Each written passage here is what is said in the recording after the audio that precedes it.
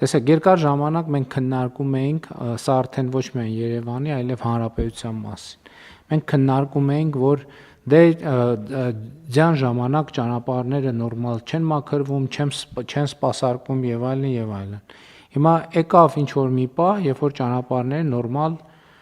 կամ էականորեն ավելի լավ սպասարկվում, մաքրվում եւ այլն, հետո ձյունը հալում գնում է եւ մենք ինչ ենք տեսնում։ Տեսնում ենք, որ այդ ճանապարհների սպասարկման արդյունքում ճանապարհների վրա կամ եզրերին այսքան ավազի շերտ է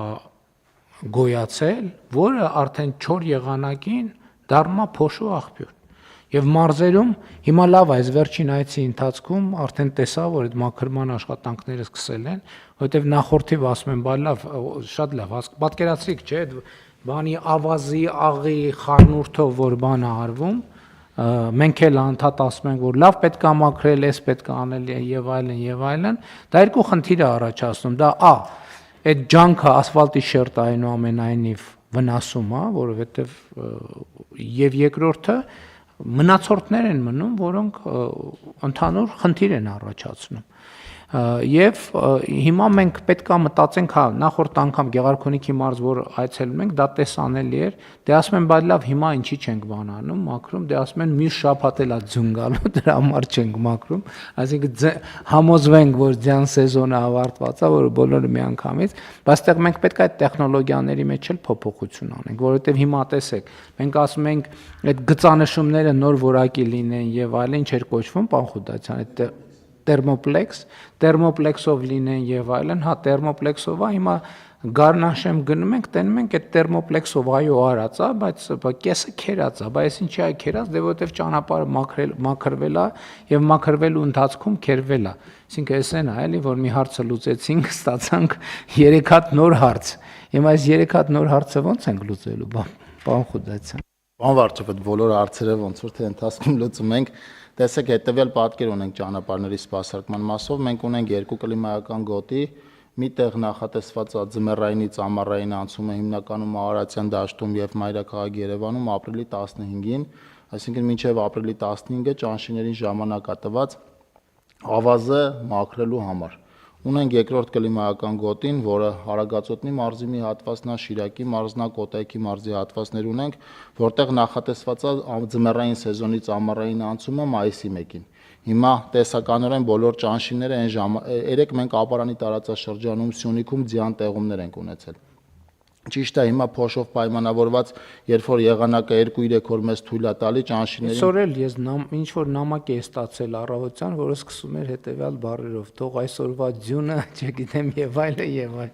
եւ բարեմաղթանքներ։ Հասկացա, որ ինչ որտեղ դեռ ձյուն է գալիս Հայաստանի Հանրապետություն։ Սյունիքի մարզում ապարանում 3 ձյուն է եկել եւ հիմնականում այդ կլիմայական գոտիներում մենք ձմեռային ռեժիմից ամառային ռեժիմ, այսինքն ավազի մաքրման վերջնաժամկետը սահմանել ենք մայիսի 1-ին, չնայած հիմա եթե անկեղծ ասեմ, այնտեղ որտեղ 2-3 օր եղանակը թույլ է տալիս, արդեն ճանշինները հավաքված ավազը դուրս են հանում, եկել Գեղարքունիքի մարզում դեպի Սևան գնացող հատվածում էին աշխատում, նկատեցին Կոտայքի մարզում էլի կար։ Մենք բայց 2026 թվականին նախատեսում ենք ճանշինների հետ լրանում են մեր 5-ամյա ճանապարհների սպասարկման պայմանագրերը եւ ամբողջ հանրապետության տարածքում նոր մոտեցմամբ, նաեւ խոշորացումներով, որ ավելի փոքր կարողություններով ճանապարհաշինարարները ուղղակի չկարողանան մասնակցել այդ մրցույթներին, որտեղ կրկնվող տեխնիկայով տարբեր հատվածներում մասնակցում են եւ առանձին պարագայում մեզ փաստի առաջ են կանգնեցնում։ Երևանի հետ կապված պետք է ասեմ, որ ձեր հանձնարարությամբ մենք նախորդ տարվանից արդեն Երևանում փողոցներ ենք հիմնանորոգել եւ նորոգել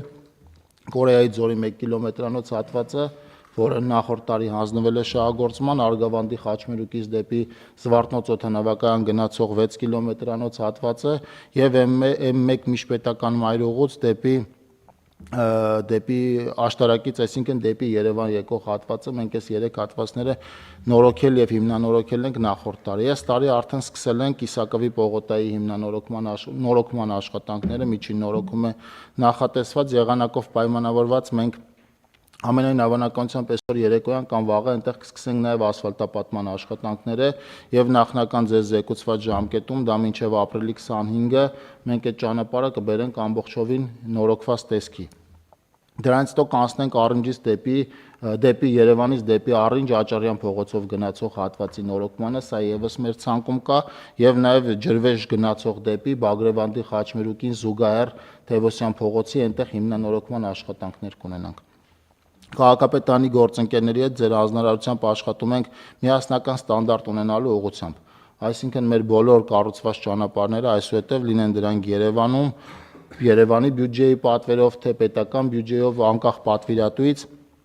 նույն տրամաբանության մեջ լաբորատոր փորձարկումների կենթարկենք։ Այս ճանապարհների որակի հետ կապված մենք բարելավումներ ունենք, բայց շարունակում է մեզ համար խնդիր մնալ բիտումի որակը, էկոնոմիկայի նախարարության եւ ՊԵԿ-ի գործընկերների հետ շարունակում ենք սահմանում խիստ վերահսկողություն սահմանել բիտումի հետ կապված եւ պիտի ասեմ, որ միջինը 10 մեքենայից վերջին ընթացքում 1 կամ 2-ն է հատել Հայաստանի սահմանը, մնացած 8-ը հետ են վերադարձվել։ Այսպիսի տասնյակ, արդեն մի քանի տասնյակ այսպիսի դեպքեր ունենք արձանագրված, որտեղ լաբորատոր փորձարկումների տրամաբանության մեջ ենք փոփոխություն իրականացրել եւ հիմա շատ ավելի խիստ ենք այս մասը կազմակերպում։ Սա իհարկե ամբողջությամբ դրական կարանք ներկայացնենք, բայց մի խնդրահարույց բան կա, որը մեծ հաշվով այդքան էլ խնդրահարույց չի, էականորեն կբարձրանան, կկրճատվեն մրցույթային գործընթացի արդյունքում ունեցած խնայողությունները։ Հիմա եթե նախորդ տարիներին օրինակ միջինը 40% մրցույթի մասնակիցները ճանապարհի համար ավելի պակաս գին էին առաջարկում, քան նախագծանախաշվային փաստաթղթերի արժեքներ, հիմա արդեն ունենք 20% եւ նախորդ տարվա մրցույթների թոփ հաղթողները այս տարի արդեն այլևս թոփ հաղթողներ չեն։ Կազմակերպություններ կային, որոնք նախորդ տարի իրականացել են Հայաստանի ճանապարհաշինական աշխատանքի 30, 40, նույնիսկ 50%-ը, այս տարի իրանք հիմա տատանվում է ընդհանուր կայացած մրցույթների 10-ից 12%-ի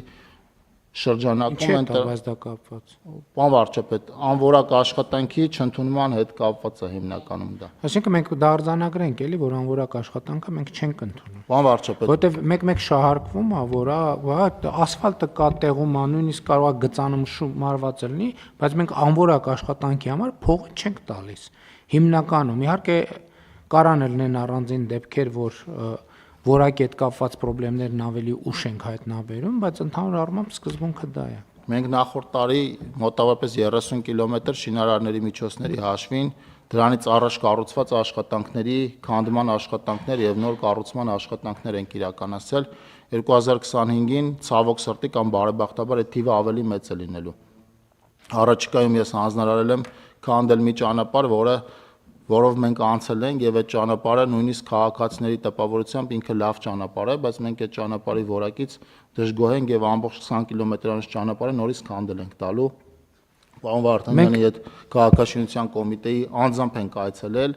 եւ Համալսանի լաբորատորիան եւ ճանապարհային դեպարտամենտի լաբորատորիան աշխատել են այդտեղ մեր ներկայությամբ։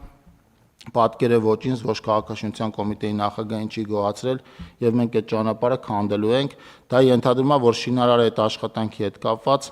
ընդհանուր ունենալու է մոտավորապես 500 միլիոն դրամի կորուստ,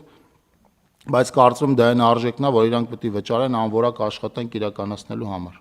Մենք ճանապարհը այսօր կարա լավ լինի, բայց մենք պետքա ճանապարհը լավ լինի իր շահագործման ողջ ժամկետում։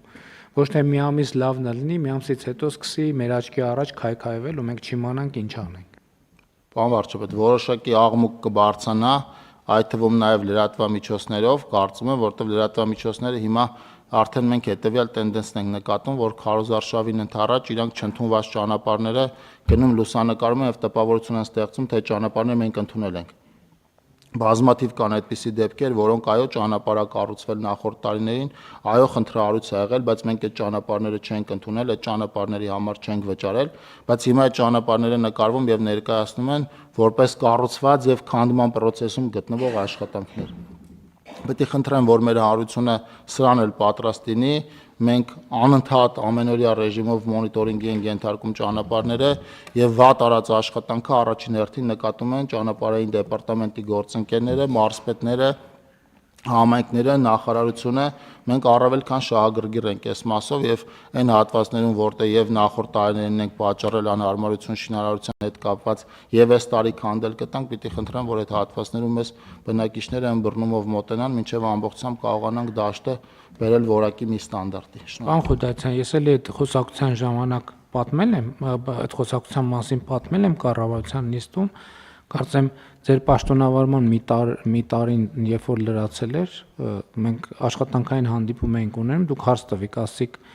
մի տարվա արդյունք, այսինքն ասում եք, խոսում էինք ընդհանուր եւ հարց տվեցիք, թե ինչն է, որ